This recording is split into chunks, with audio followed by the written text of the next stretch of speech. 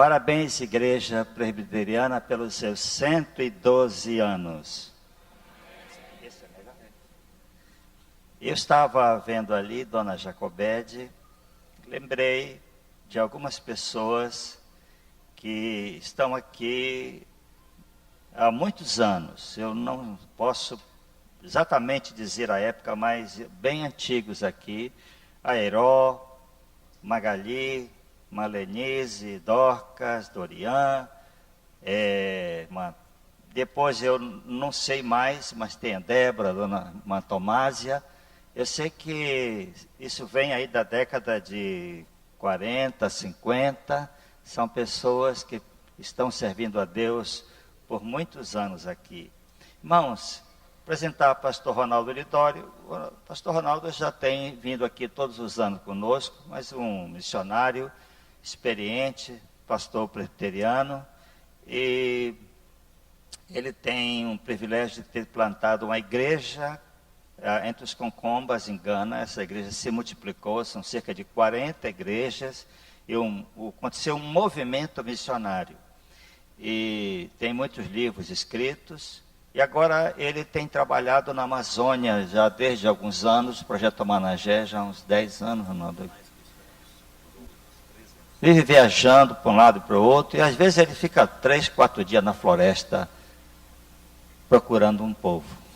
Eu ouvi dizer que tem um povo em tal lugar. Tem feito isso ainda, Ronaldo? Menos, mas tem feito.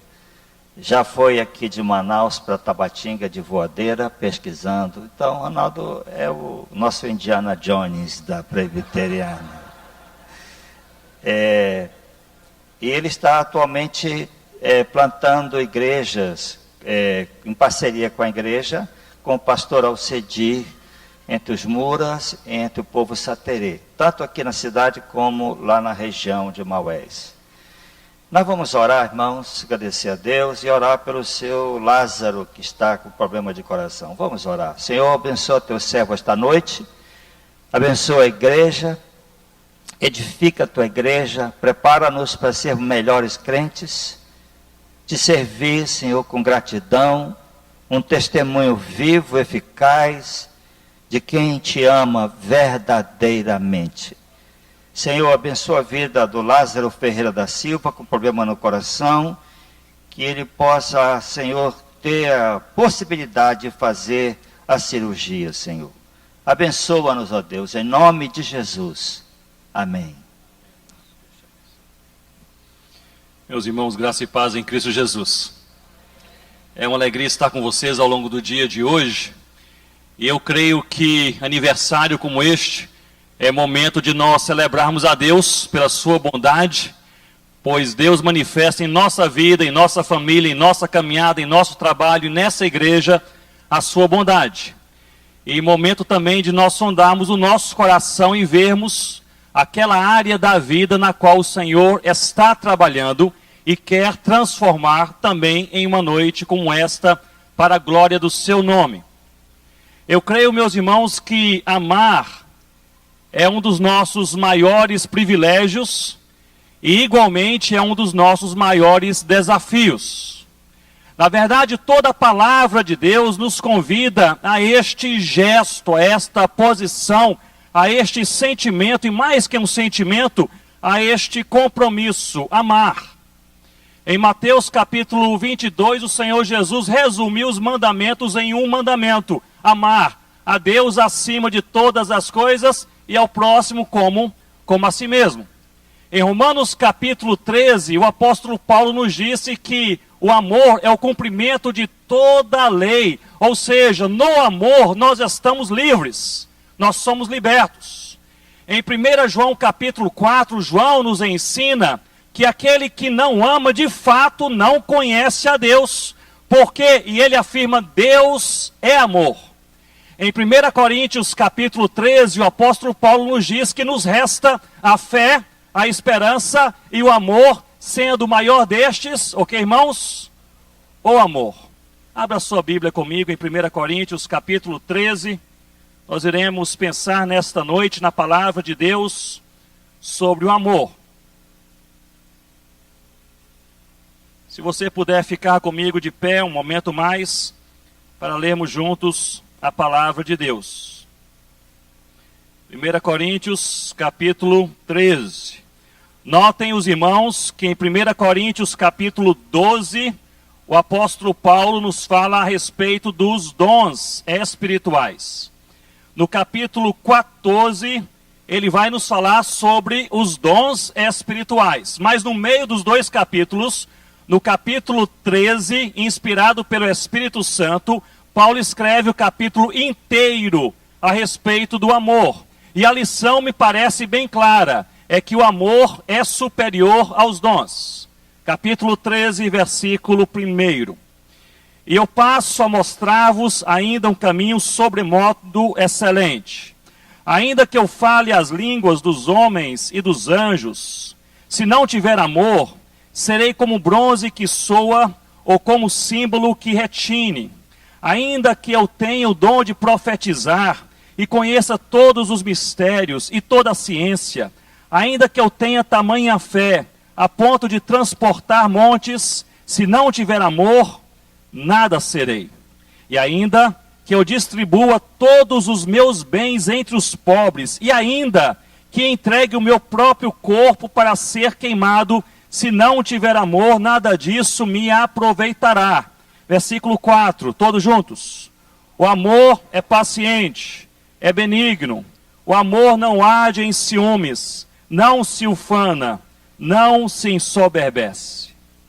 Não se conduz inconvenientemente, não procura os seus interesses, não se exaspera, não se ressente do mal, não se alegra com a injustiça, mas regozija-se com a verdade. Tudo sofre, tudo crê, tudo espera, tudo suporta.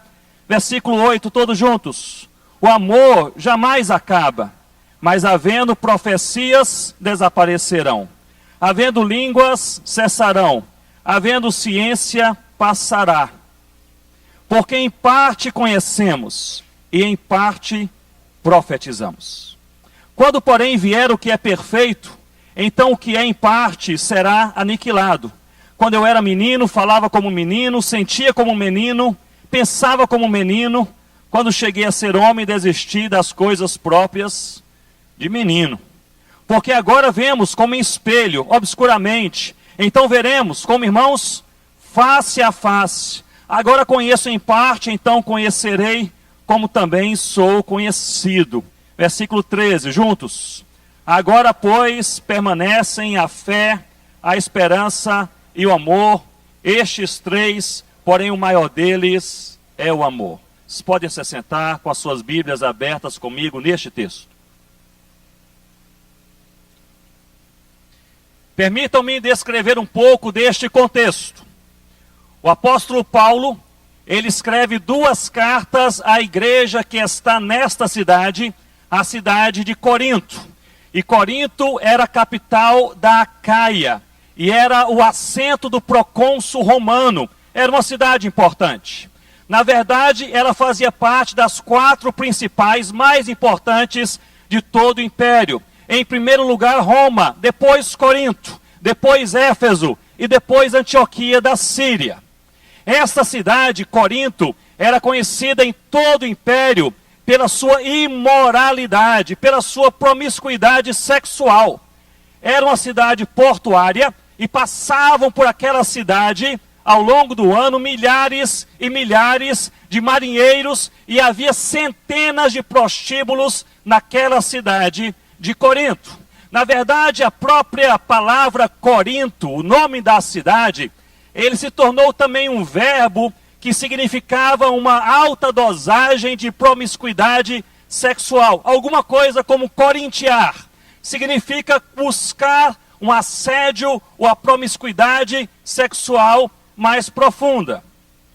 O apóstolo Paulo, ele planta essa igreja na cidade de Corinto em sua 2ª viagem missionária. E é interessante que ele planta essa igreja e nascem no Senhor Jesus, nesta igreja, uma igreja diversa, uma igreja eclética, uma igreja misturada. Pois havia na igreja em Corinto jovens e também velhos. Havia ricos e também pobres. Havia judeus e havia também gentios, e havia patrões e também empregados. O apóstolo Paulo, ele escreve 2 cartas a esta igreja. Nós lemos o capítulo 13 da primeira carta. Mas na verdade o apóstolo Paulo, ele vem tratar de 5 problemas na igreja em Corinto. Havia 5 problemas mais enraizados na vida daquela igreja, e em todos os capítulos o apóstolo Paulo começa a tratar sobre aqueles problemas. O primeiro problema era o problema das divisões internas, das panelinhas. Alguns diziam, eu sou de Cefas. Outros diziam, eu sou de Paulo. E outros diziam, eu sou de Cristo. Curiosamente, os que diziam que eram de Cristo não eram os mais espirituais, porque eles assim faziam apenas para não se submeterem à liderança espiritual daquela igreja. Portanto, o primeiro problema daquela igreja eram as divisões internas. O segundo problema, era bem conhecido, era a imoralidade. Havia milhares, ou pelo menos centenas, de prostíbulos espalhados por toda a cidade. E parece que aquela imoralidade, especialmente a promiscuidade sexual, entrou também na igreja do Senhor Jesus em Corinto. E Paulo, ele chega agora a instruir as mulheres crentes no Senhor Jesus a usarem o véu, para se distinguirem das mulheres que eram mulheres de programa daquela cidade. O terceiro problema daquela igreja era o tumulto nos cultos. Porque as mulheres, elas tumultuavam os cultos. Elas, na verdade, elas atrapalhavam momentos de louvor, de adoração, possivelmente momentos de explicação da palavra, dizendo ter profecias da parte de Deus para a igreja. Eram cultos desordenados, bagunçados, tumultuados pelas mulheres. Mas é preciso nós entendermos bem esse contexto. Porque a principal divindade na igreja, aliás, na cidade de Corinto, era uma deusa chamada Afrodite. E Afrodite, ela possuía 1000 sacerdotisas, que eram mulheres que a cultuavam. E essas sacerdotisas, elas tinham o costume de receber uma revelação, uma suposta revelação da deusa Afrodite, e manifestarem aquela revelação para as pessoas ao seu redor. Parece-me que um certo sincretismo entrou na igreja em Corinto, e agora as mulheres da igreja, crentes no Senhor Jesus, mas com essa influência ainda mundana e sincrética, começavam a tumultuar o culto, dizendo que tinha uma palavra de Deus para a igreja e não havia ordem no culto. Chega ao ponto do apóstolo Paulo orientar as mulheres para que elas se calem. Não se preocupem as mulheres, porque em outras igrejas Paulo orienta os homens para ficarem em silêncio. Mas nessa igreja eram as mulheres. O quarto problema dessa igreja era o escândalo. Parece que alguns crentes, eles comiam carne sacrificada a ídolos. Os sacerdotes pagãos, eles sacrificavam aos seus ídolos, aos seus deuses, e eles retinham parte daquela carne sacrificada, e eles tinham o direito de vendê-la no mercado da cidade. E vendiam geralmente a um preço um pouco mais baixo. Parece que alguns crentes da igreja em Corinto iam até o mercado e eles compravam e comiam aquela carne, mas outros crentes se escandalizavam. Paulo, portanto, ele fala, não há problema em comer carne sacrificada a ídolo, mas se vai escandalizar o seu irmão, não faça isso. O limite da sua liberdade como crente é o amor. O quarto problema dessa igreja era o confronto filosófico, porque o gnosticismo era a filosofia reinante daquela época, e que valorizava tremendamente o conhecimento intelectual. E parece que essa filosofia entrou na igreja em Corinto, e alguns crentes da igreja em Corinto começaram a pensar que pelo conhecimento que eles tinham de Deus, eles seriam salvos. Não era necessário quebrantar o coração, não era necessário mudar a sua vida, não era necessário um compromisso com Deus, apenas pelo conhecimento intelectual de Deus, eles seriam salvos. Esses 5 problemas eram os 5 problemas principais na igreja em Corinto. Olhem bem para mim nesse momento e pensem comigo. o que Paulo está falando nesta carta para esta igreja é que havia possibilidade de ser uma igreja conhecida pelos seus dons espirituais, como era a igreja em Corinto, e mesmo assim ser uma igreja carnal. Paulo está falando aqui, meus irmãos, que tratava esta igreja ou nesta igreja de um paradoxo. Por um lado, eles eram conhecidos como uma igreja viva, uma igreja cheia de dons, uma igreja ativa, mas por outro lado, Paulo dizia, vocês são carnais. E Paulo parece que vai jogar ou propor um elemento para testar a espiritualidade da igreja. E ele faz isso no texto que nós lemos no capítulo 13. E o termômetro espiritual que Paulo propõe, meus irmãos, não é o sucesso, não são as realizações, não é o crescimento. O termômetro que Paulo propõe, o que é, irmãos? Foi fraco. O que é, irmãos? É o amor. Olhe comigo o seu texto bíblico, capítulo 13. Eu gostaria de dividir este capítulo em 3 partes. Pois entendo que há nesse capítulo 3 temas bem distintos referentes ao amor. O primeiro tema vai no capítulo 13, do versículo 1 ao versículo 3.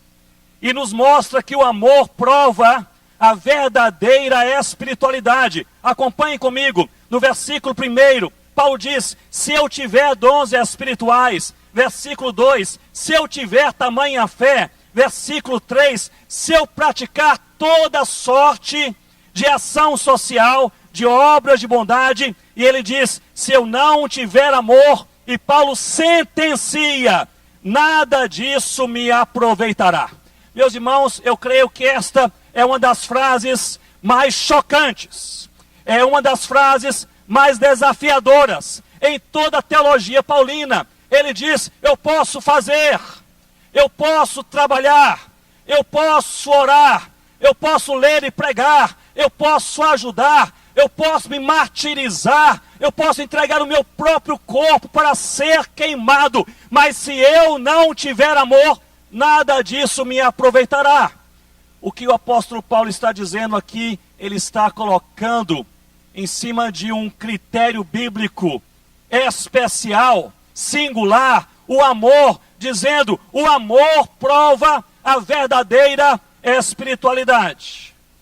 Ou seja, se nós estamos cheios de Deus, se nós estamos verdadeiramente buscando a Deus, se nós estamos verdadeiramente espirituais, a prova não será a nossa eloquência no falar, não será o nosso trabalho na igreja, não será o nosso crescimento ministerial, não será a nossa articulação pessoal. O resultado é o amor que nós temos para com Deus e para com o próximo. Paulo ele vai aqui agora criar e especificar este termômetro. Olha para a igreja em Corinto, e a igreja olha para Paulo, e Paulo, com quem diz, apresenta, vocês de fato amam, pois é isso que define a verdadeira espiritualidade. Berner, um psicólogo cristão, ele nos diz em um dos seus livros que nós somos todos seres construtores de máscaras. E ele diz que nós construímos 3 tipos de máscaras. Em primeiro lugar, nós construímos máscaras para enganar as pessoas que não nos conhecem. As pessoas que nos olham de longe. Ao ponto daquela pessoa que não nos conhece, nos olha de longe, pode olhar para nós e falar, eis um homem de Deus, eis uma mulher de Deus, mas verdadeiramente não nos vê, porque apenas vê a máscara. Mas Berner nos diz que depois, em um segundo momento da vida, como cristãos, nós começamos a construir máscaras, não apenas para enganar quem nos olha de longe, mas quem anda conosco de perto. Ao ponto da pessoa mais próxima caminhar conosco, é o nosso amigo, é o nosso pastor, é a nossa esposa, é o nosso marido, é o nosso irmão, a nossa irmã, caminha ao nosso lado. Eis que homem de Deus, olhe que mulher de Deus. mas não nos vê porque enxerga tão somente a máscara. E Berner, ele vai além. Ele diz que numa terceira fase, nós construímos máscaras não para enganar as pessoas que não nos conhecem, não para enganar as pessoas que nos conhecem, mas máscaras do auto-engano, para nos enganarmos. Ao passo de nós vivemos a nossa vida, trabalharmos, estudarmos, caminharmos, fazermos toda sorte de coisa, cultuarmos a Deus, lermos a palavra, orarmos, proclamarmos o Evangelho, achando que tudo está bem, até que um dia o Espírito Santo nos confronta na sua palavra, mostrando que há alguma coisa que precisa de urgente transformação. E um dos critérios que o Espírito Santo usa para nos chocar é justamente o amor. Porque o amor prova a verdadeira espiritualidade. Me lembro que anos atrás, Rossana e eu estávamos no Recife, e ali eu pregava numa igreja, numa quarta-feira à noite,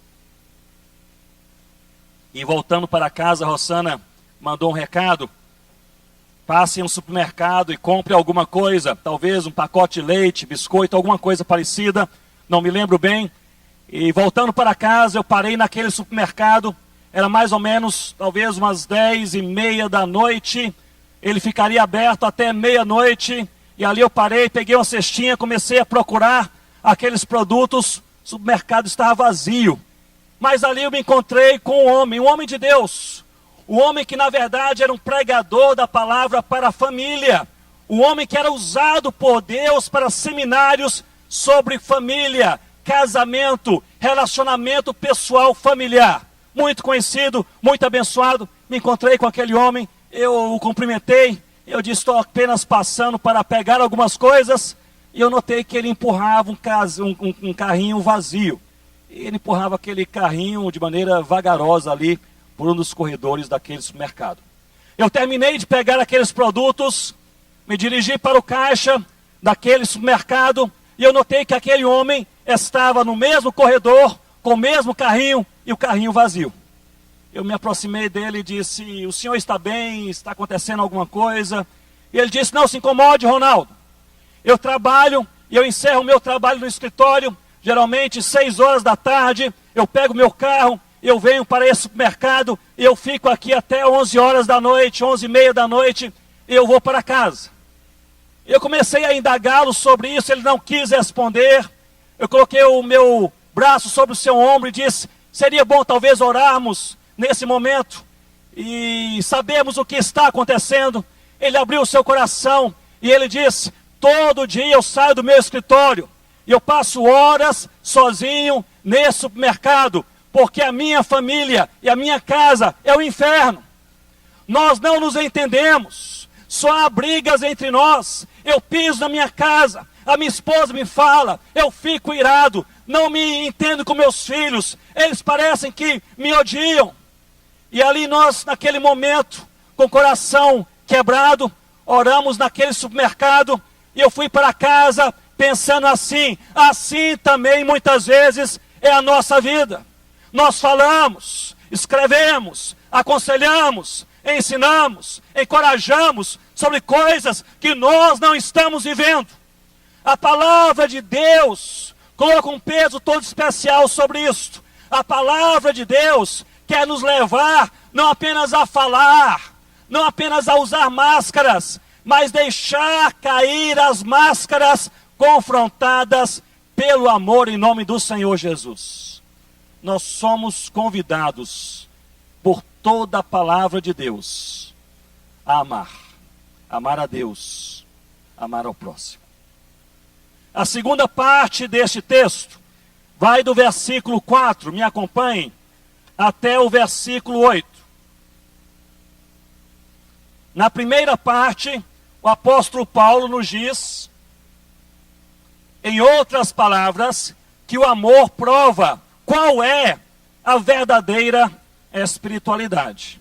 Mas do versículo 4 ao versículo 8, Paulo parece que ele agora começa a nos falar que o amor não é apenas um sentimento. olhe bem para mim nesse momento. O amor não é apenas um sentimento. O amor não é um slogan. O amor é também um compromisso. O amor é também praticável. O amor é também mensurável e palpável. Ou seja, o amor deixa marcas, deixa evidências. Paulo, do versículo 4 ao versículo 8, vai nos falar que o amor, ele é automanifesto, ele é perceptível. Olhem comigo o versículo 4. Paulo diz: o amor é paciente. Quem ama, meus irmãos, está disposto a esperar, é paciente. O amor é benigno. Quem ama, deseja apenas o bem do outro. Não quer punir, não se alegra quando o outro cai. Ele diz: o amor não age em ciúmes. Quem ama não é inseguro sobre o amor do outro. Ele diz: o amor não se ufana. Quem ama não é centrado em si mesmo, pois privilegia o outro. Versículo 5, Paulo diz que o amor não se conduz inconvenientemente. Essa palavra grega significa gerando constrangimento. O amor não constrange a pessoa amada. Ainda no versículo 5, o amor não procura os seus próprios interesses. Quem ama procura saber no que o outro se interessa. O amor não se exaspera. Quem ama não cultiva uma fala, um discurso, um diálogo que irrita a outra pessoa. Exasperar é isso, é provocar uma resposta irritada na outra pessoa. Paulo está dizendo: se você verdadeiramente ama, você não gera uma irritação na pessoa amada. No versículo 6, ele diz: o amor não se alegra com a injustiça. Ou seja, o amor se alegra quando alguém se alegra. E o amor, ele chora quando alguém chora. Mas regozija-se com a verdade. Em outras palavras, o amor abraça a verdade, trabalha com a verdade. E olhem bem para mim nesse momento: o amor fala a verdade. Não importa o preço a pagar. O amor não esconde a verdade. Manifesta a verdade, não apenas a verdade de Deus, mas a verdade da realidade da vida. Versículo 7, Paulo nos diz que o amor tudo sofre, tudo crê e tudo espera. Ele diz em outras palavras: quem ama sofre. Porque neste universo quebrado, neste mundo caído, amar é perder. Não há como você amar a sua esposa sem você perder. O seu marido sem você perder. O seu vizinho sem você perder. Quem ama sofre. E ele diz com todas as palavras: o amor tudo sofre, tudo crê, tudo espera.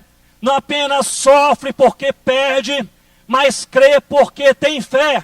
E esta fé não é a fé no próprio amor, não é a fé em quem ama, mas é a fé em Deus que é amor. Ou seja, nós não amaremos se Deus não nos ajudar a amar. Sem Deus, nós não amaremos verdadeiramente. Não apenas o amor tudo sofre, tudo crê, mas também o amor tem esperança, tudo espera, porque aquele que ama espera em Deus que algo bom e novo aconteça em nome do Senhor Jesus. No versículo 8, ele encerra essa segunda parte dizendo: o amor jamais, o que, irmãos? Acaba. E ele começa a falar sobre dons espirituais e sobre a ciência. Ou seja, ele está dizendo que qualquer feito místico é menor do que o amor. Qualquer conhecimento intelectual é menor do que o amor, se há algo que nós precisamos perseguir em nossas vidas. É justamente o amor. Agora, olhem bem para mim nesse momento e pensem comigo. Paulo trata aqui sobre dois assuntos: sobre espiritualidade e sobre carnalidade. E ele fala a respeito do amor. O que Paulo está aqui ensinando à igreja em Corinto, e que o Espírito Santo também nos ensina nessa noite, ou nos relembra nessa noite, é que a diferença entre espiritualidade e carnalidade não são os elementos, mas é a ordem dos elementos. Na espiritualidade, nós amamos primeiramente a quem, irmãos? A Deus. A quem, irmãos? A Deus. Depois nós amamos ao próximo. E diz a palavra de Deus em Mateus capítulo 22, o mandamento é este: amar a Deus acima de todas as coisas e ao próximo como a si mesmo. Ou seja, há também um amor pessoal, há também um amor íntimo. Primeiramente amar a Deus, depois amar o próximo, depois amar a você mesmo. Esta é a ordem da verdadeira espiritualidade. A carnalidade não altera os elementos, apenas muda a sua posição. A carnalidade é amar, mas amar primeiramente a nós mesmos, depois ao próximo e depois a Deus. O que o apóstolo Paulo está propondo aqui é esta verdadeira espiritualidade. Ame a Deus acima de todas as coisas. Mais do que em um sentimento, mais do que em uma declaração, ame a Deus com toda a sua vida. Meus irmãos, eu creio que a principal marca da carnalidade, ou uma das principais marcas da carnalidade,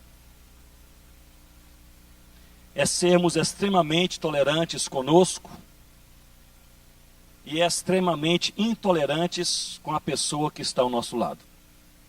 Esta é, de acordo com Coríntios 13, possivelmente uma das principais marcas da carnalidade. Quando alguém não faz o que se espera, nós falamos que esta pessoa é preguiçosa. Mas quando nós não fazemos, é porque nós estamos muito ocupados. Quando alguém contrai uma dívida, é porque é irresponsável. Mas quando nós contraímos, é porque nós ganhamos pouco. Quando alguém discorda, é porque é soberbo. Mas quando nós discordamos, é porque nós somos criteriosos. Quando alguém critica, é movido pela inveja e pelo ciúme. Mas quando nós criticamos, é porque nós sempre falamos a verdade. Quando alguém repete um sermão, é porque está sendo desleixado. Mas quando nós repetimos, é porque Deus quer falar novamente ao seu povo. Quando alguém erra, era de se esperar vindo dele. Mas quando nós erramos, errar é humano. Quando alguém cai, as suas atitudes já nos mostravam que ele cairia. Mas quando nós caímos, é porque o diabo preparou uma cilada contra as nossas vidas. Meus irmãos, uma das marcas do desamor é quando nós somos extremamente tolerantes com a nossa vida, ao passo que somos extremamente intolerantes com a pessoa que está ao nosso lado. Como age você no dia a dia com seu marido, com a sua esposa, com seus filhos, com seus vizinhos, com seus colegas de trabalho, de universidade? Como age você?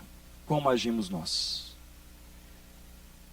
Se o amor prova a verdadeira espiritualidade, e ele sim, assim o faz, o amor também é auto-manifesto, e ele é perceptível. E meus irmãos, nós precisamos compreender que esse amor, ele é perceptível.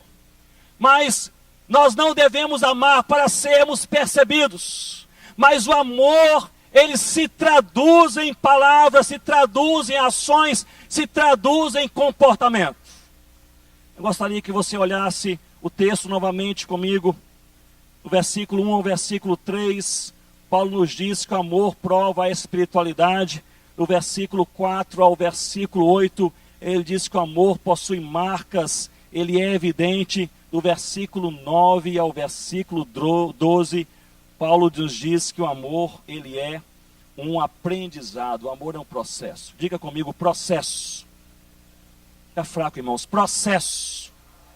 O amor é um processo, o amor é um aprendizado, o amor é uma caminhada. Não é da nossa natureza amar, nós aprendemos a amar com o nosso Deus. No versículo 11, ele diz, quando eu era menino, mas agora eu sou homem. Ou seja, é um processo. No versículo 12 ele diz: agora vemos de forma obscura, nebulosa, mas um dia nós veremos perfeitamente. Ou seja, o amor é um aprendizado, o amor é um processo, o amor é uma caminhada. Eu creio que a maior barreira para nós amarmos verdadeiramente a Deus e ao outro é a nossa própria carne, pois não é da nossa natureza amar de verdade. Nós temos a tendência de amar mais as pessoas que nos amam. É um amor egocêntrico.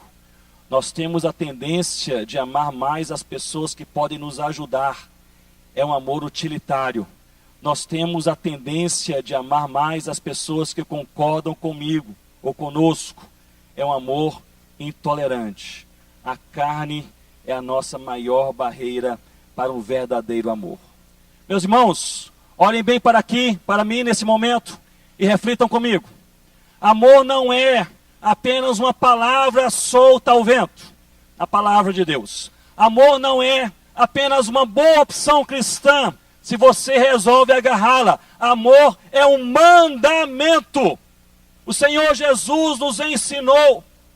Nós recebemos este mandamento em toda a palavra de Deus: amar a Deus, amar ao próximo, amai-vos vós uns aos outros. O amor é um mandamento, como é um mandamento de Deus proclamar o Evangelho, como é um mandamento de Deus vivermos em família, como é um mandamento de Deus nos ajuntarmos em igreja e em verdadeira adoração, como é um mandamento de Deus entregarmos o nosso dízimo. É um mandamento de Deus nós amarmos a Deus e amarmos também ao próximo.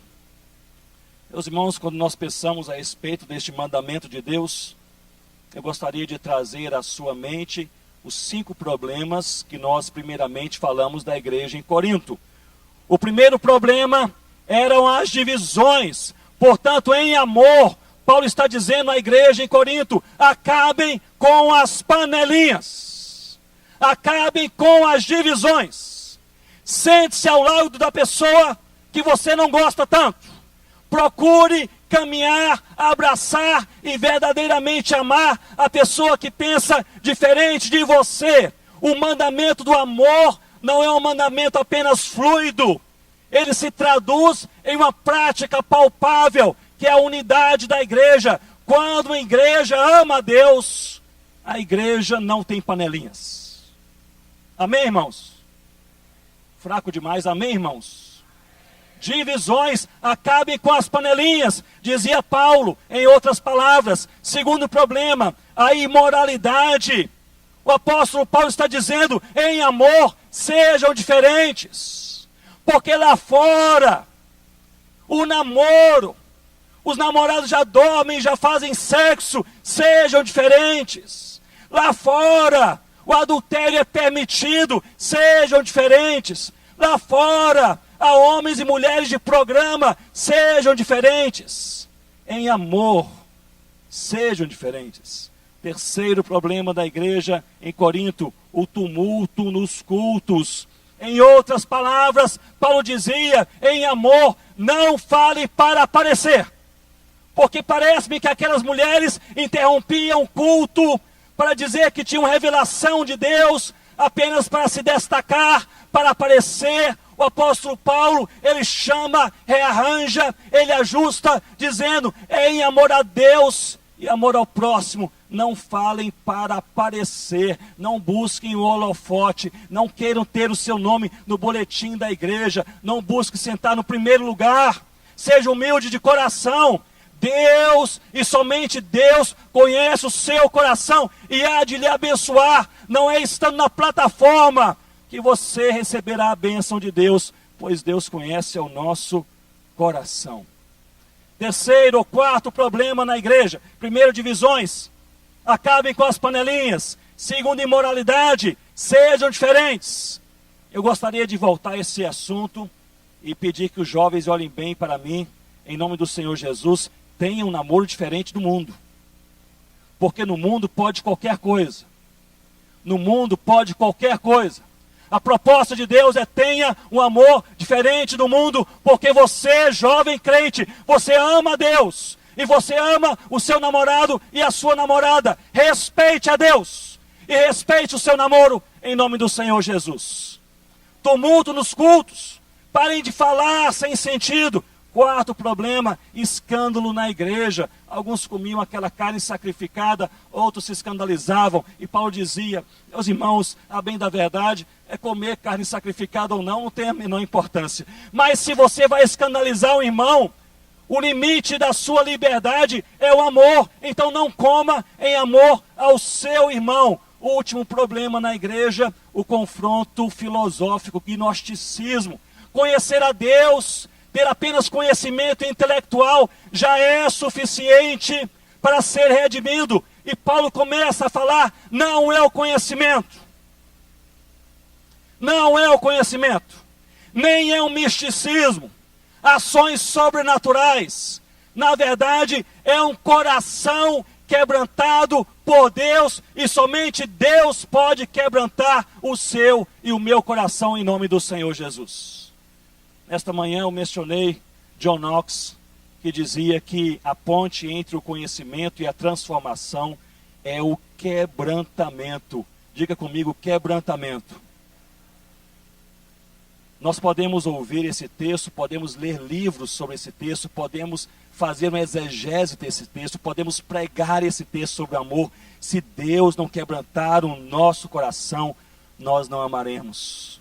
Mas por outro lado, se Deus quebrantar o nosso coração, qualquer coisa pode acontecer. Coisas novas e boas podem acontecer em nome do Senhor Jesus. Paulo dizia: não é pelo conhecimento, mas é pela ação de Deus que quebra o coração do homem e o faz perceber que é Deus quem o redime. Mas, meus irmãos, se o amor prova a nossa espiritualidade, versículos 1, 2 e 3. Se o amor, ele tem evidências, ele traz marcas, ele se manifesta de maneira perceptível. Versículos 4, 5, 6, 7 e 8. Se o amor é um aprendizado, é uma caminhada, no versículo 9, 10, 11 e 12. A pergunta que nós podemos fazer a nós mesmos nesta noite é justamente esta: o que fazer para amar?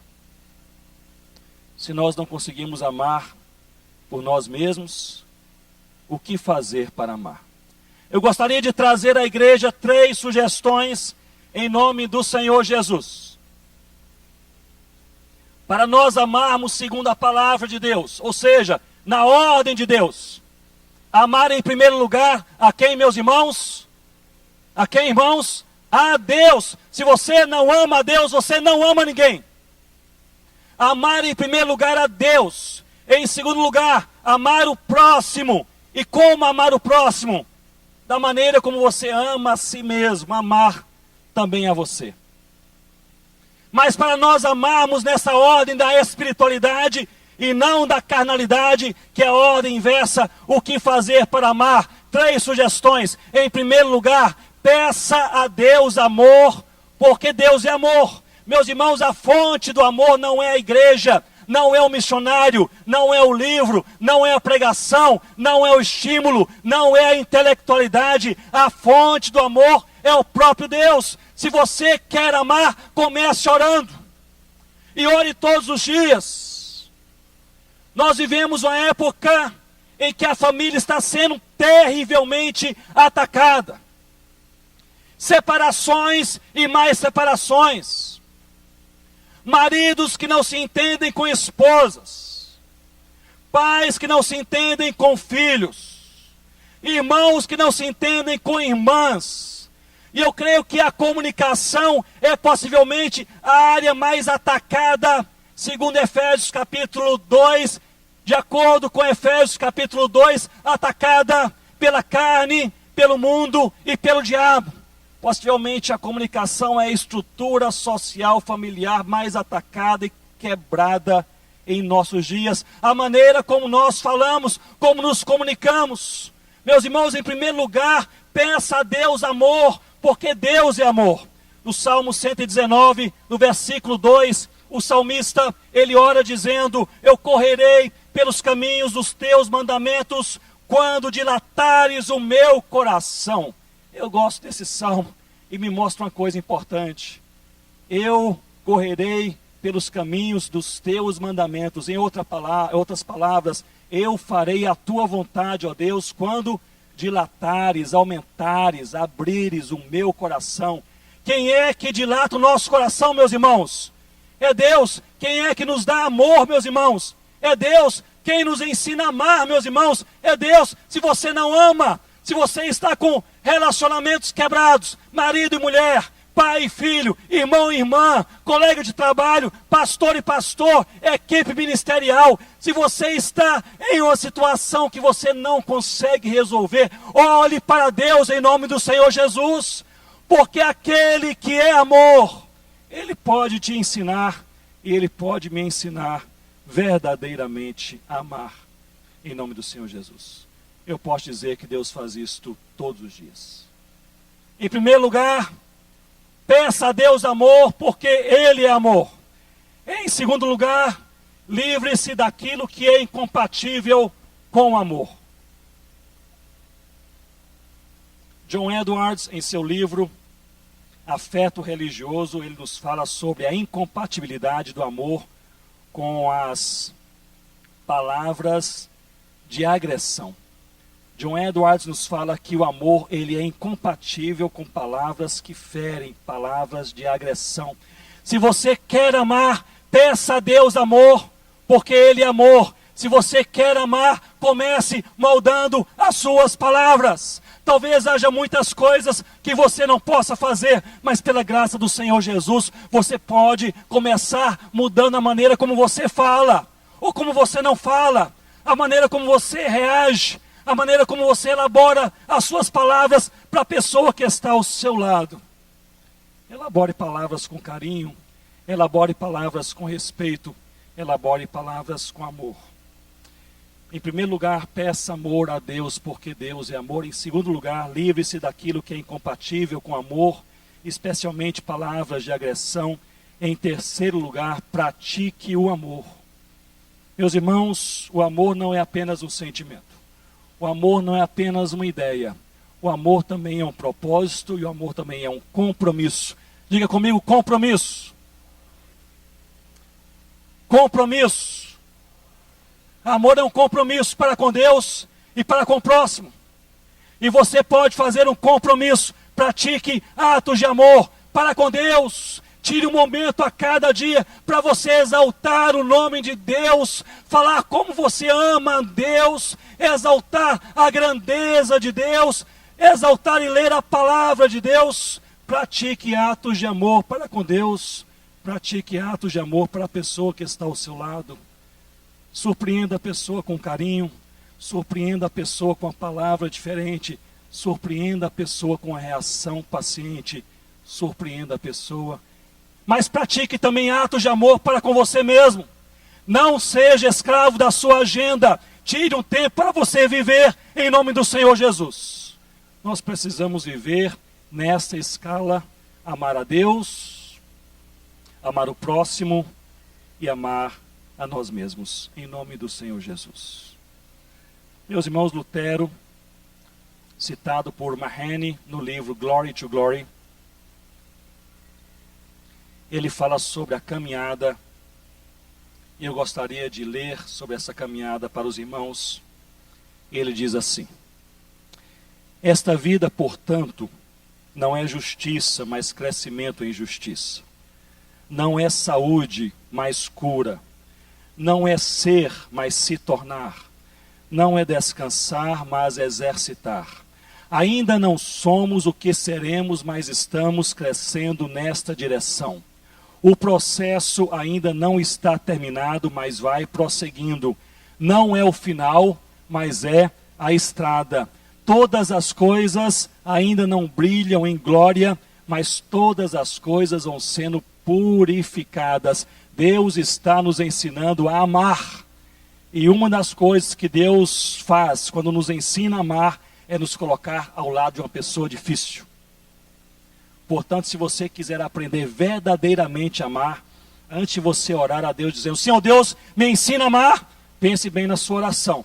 Deus vai colocar uma pessoa difícil na sua vida, uma pessoa diferente, pensamentos diferentes, sentimentos diferentes, porque Deus não quer lhe fustigar, não quer lhe atormentar, Deus quer te ensinar a amar, porque Deus é amor. Amar a Deus, amar ao próximo e amar a nós mesmos no Senhor Jesus, no Senhor Jesus. Meus irmãos, eu gostaria de encerrar mencionando para vocês uma pequena história, em 3 minutinhos, uma pequena história de uma família no final do século XIX, uma família de sobrenome Spafford. Esta família era uma família cristã, adorava a Deus na cidade de Chicago, nos Estados Unidos. Em 1873, a família inteira resolve sair da América do Norte e ir de navio visitar uns parentes na França. O marido, crente no Senhor Jesus, um advogado brilhante, ele tem ali um imprevisto e ele não pode seguir viagem. A esposa e os 4 filhos, tinham 4 filhos, eles resolvem seguir viagem da América do Norte, de Nova York, até a França, visitar uns parentes. E eles tiram um momento para buscarem a Deus. E eles tiram um momento para conhecer a Deus. E eles têm até mesmo o privilégio de acertar alguns ensinos aos seus filhos antes de partirem para aquela viagem de visita a parentes na França. Em 1873, aquela senhora, a senhora Spafford, e seus 4 filhos, eles embarcam no navio Ville de Havre, e aquele navio sai de Nova York rumando para a Europa. Mas aquele navio imenso sofre um acidente em alto mar, e aquele navio naufraga. Ele vai a pique. É uma das maiores tragédias marítimas daquela época no Atlântico. Imagine hoje, quando há um acidente aéreo ou fluvial, as cidades, ou os portos, ou aeroportos, ficam cheios de pessoas, de famílias desesperadas, mesmo com toda a nossa tecnologia de comunicação. Imaginem comigo, no século XIX, não havia comunicação viável nem rápida. E aquele senhor Spafford foi para Nova York e ficou ali com aquelas centenas de famílias, angustiados. Ele alugou um pequeno local para ali ficar, um pequeno quarto, e ele começou a orar, 1 dia, 2 dias, 3 dias, 4, 5 dias, nenhuma notícia. E ele se derramava a Deus em oração, ele se curvava a Deus em oração, e em certo momento ele disse: Senhor Deus, o meu desejo é que voltem para mim, a minha esposa e meus 4 filhos, é o meu desejo. Mas em certo momento ele diz: mas eu submeto o meu desejo ao desejo do Senhor, eu submeto a minha vontade à vontade do Senhor. Amar é submeter a nossa vontade à vontade de Deus. E meus irmãos, depois de alguns dias, ele recebe um telegrama, ele abre apressadamente o telegrama, e a primeira parte do telegrama é uma novidade extremamente alegre, que diz: a sua esposa foi encontrada, e foi encontrada com vida, e seu coração se dilata de alegria. Ele abre e olha a segunda parte do telegrama, que diz: mas seus 4 filhos morreram. E aquele homem cai de joelhos. Ele passa mais 1, 2, 3 dias em oração, até que a sua esposa volte, e ele diz: Senhor Deus, Senhor Deus, Senhor Deus, a vontade do Senhor é perfeita, eu amo o Senhor, submeto a minha vontade à vontade do Senhor, glorificado seja o nome de Jesus. Ele pega a caneta e um pedaço de papel, e ele escreve um poema que começa assim: se paz a mais doce me deres gozar, se dor a mais forte sofrer, ó seja o que for, tu me fazes saber que feliz com Jesus sempre sou. Se paz e se dor, tu me fazes saber que feliz com Jesus sempre sou. Amar a Deus é curvar o nosso desejo e vontade, dizendo: não é fácil, não é o que eu queria, não era o que eu desejava, não era pelo qual eu orava, mas se é vontade do Senhor, louvado seja o nome de Jesus. Vamos orar, curva a sua cabeça, oremos ao Senhor nesse momento. Eu quero gastar 2 minutos em oração com os irmãos. Nós vimos que o amor prova a nossa espiritualidade. Nós vimos que o amor, ele se manifesta em atos, em evidências e em marcas. Nós vimos que o amor é um processo. Todos nós estamos nesse processo. Mas talvez você esteja tendo dificuldade, não é nem de conviver, nem de aceitar, você esteja tendo dificuldade de amar. Talvez seja de amar a Deus. Você vive uma tragédia e você tem tido dificuldade de amar a Deus. Talvez seja de amar o próximo.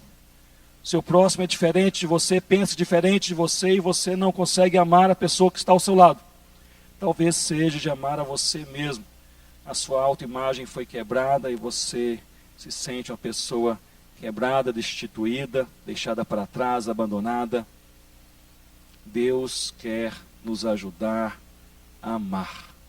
Deus quer que nós possamos amar em nome do Senhor Jesus. Se você tem um pedido a Deus nesse momento, eu mencionei que das 3 coisas que nós podemos fazer, pelo menos que eu sugiro os irmãos a fazerem, a primeira é orar a Deus, pedindo que Ele nos ajude a amar, porque Deus é amor. Isso nós podemos fazer agora. Podemos fazer agora em nome do Senhor Jesus. Se você tem tido um relacionamento quebrado, seja com Deus, seja com o próximo, seja com você mesmo, e você não consegue amar, e você ora a Deus dizendo, Senhor Deus, está difícil amar. Mas eu posso orar ao Senhor dizendo, me ensina a amar em nome do Senhor Jesus. Se esta é a sua oração sincera, por algo específico, eu falei pela manhã, eu repito também agora à noite, todos nós estamos na caminhada, todos nós estamos no desenvolvimento da fé. Mas vez por outra, nós somos tomados em uma encruzilhada e parece que o negócio não se resolve. Nós somos colocados em uma situação e parece que a coisa não vai. Nós precisamos de Deus. Se é este o teu caso, com respeito ao amor, se você tiver essa liberdade, fique de pé onde você está nesse momento, coloque isso perante o Senhor. Se a sua oração é esta, sinceramente, nesta noite, Deus me ajude a aprender a amar em nome do Senhor Jesus. Eu sei que é a tua vontade, eu sei que é da palavra, mas eu não tenho conseguido, está difícil. Mas se o Senhor me ensinar, eu vou aprender em nome do Senhor Jesus. Se essa é a tua oração sincera, você tiver liberdade, desejo, você pode ficar de pé e nós vamos orar ao Senhor nesse momento.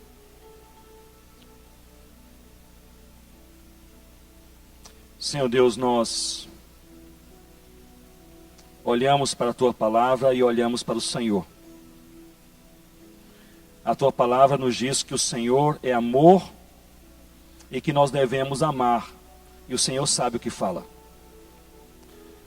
Ó Deus, é certo que há irmãos e irmãs, e quem sabe cada um de nós em algum momento da vida, que se vê em uma encruzilhada, tendo ira em lugar do amor, mágoa em lugar do amor, amargura em lugar do amor, distanciamento em lugar do amor. Ó Deus, nós queremos orar nesta noite. Eu quero orar primeiramente pelos casais em nome do Senhor Jesus. Casais que vivem em brigas, casais que não conseguem andar juntos, casais que já pensaram, ó Deus, que não tem mais jeito. Nós queremos como igreja neste momento orar em nome do Senhor Jesus. Não há aconselhamento que dê jeito, mas se o Senhor é amor, o Senhor nos ensina a amar. Ó Deus, ensina esses casais a amarem em nome do Senhor Jesus. E a oração, ó Deus, vale para todos nós que somos casados. Nós, maridos, nos ensine, ó Deus, a amar verdadeiramente nossas esposas, as esposas aos maridos, os pais aos filhos, os filhos aos pais, em nome do Senhor Jesus. Ó Deus, salva as famílias, salva os casamentos, conserta aquilo que não tem jeito. O Senhor pode fazer isso. Ó Deus, nós queremos orar também por relacionamentos partidos de irmãos e irmãs, talvez que trabalham juntos, que se encontram, que fazem alguma coisa juntos. Deus, em nome do Senhor Jesus, restaura os relacionamentos, em lugar da mágoa, da amargura, da ira, da discórdia, coloca, Senhor Deus, amor, em nome do Senhor Jesus. E talvez, Senhor Deus, se o Senhor fizer isto, a primeira atitude nesta semana que começa será procurar aquele irmão, aquela irmã e pedir perdão em nome do Senhor Jesus. Senhor Deus, não sei se há divisões aqui nesta igreja, mas nós somos todos humanos, sujeitos a divisões, preferências e panelinhas. Deus, se há qualquer divisão, falta de unidade nessa igreja, Deus joga amor sobre o teu povo, em nome do Senhor Jesus, e gera unidade, Senhor Deus, que cada um aqui possa amar o seu próximo, como a si mesmo, em nome do Senhor Jesus. Ó Deus, nós podemos orar também por aqueles que trabalham nessa igreja, pastores, missionários, evangelistas, trabalham na administração, neste espaço. Senhor Deus, é certo que trabalhar em equipe não é fácil, às vezes nos esbarramos, às vezes nos chocamos. Senhor Deus, restaura os relacionamentos, em nome do Senhor Jesus. Ó Pai, nós oramos como igreja, por fim, dizendo, nos ajuda primeiramente a amar o Senhor. Nos ajuda primeiramente a amar o Senhor, e amar o Senhor de todo o nosso coração, para que possamos amar o Senhor, amar quem está ao nosso lado, e amar a nossa vida como o Senhor a fez. Em nome do Senhor Jesus. Amém, ó Deus. Que Deus os abençoe, os ajude a amar, em nome de Jesus.